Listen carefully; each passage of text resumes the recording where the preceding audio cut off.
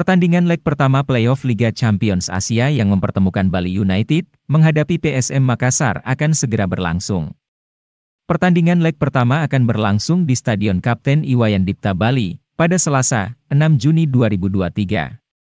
PSM Makassar yang hanya memiliki waktu persiapan sekitar 4-5 hari, tentunya sangat tidak diunggulkan.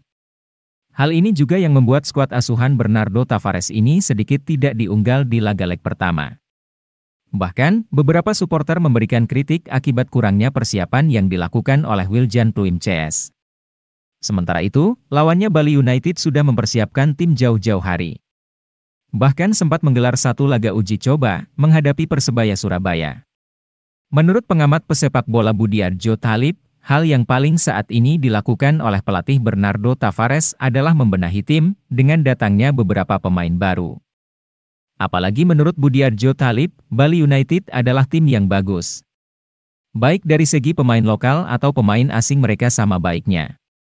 Menghadapi laga ini, Budiarjo menyebut PSM Makassar harus memanfaatkan para pemain muda untuk bisa meraih hasil maksimal.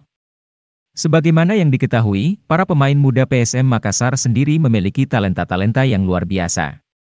Sebut saja nama-nama seperti Ananda Raihan dan Muhammad Zaki Ashraf. Maka dari itu, pelatih Bernardo Tavares pun disarankan untuk bermain lebih menyerang dan terbuka dengan memanfaatkan para pemain muda yang ada di skuadnya.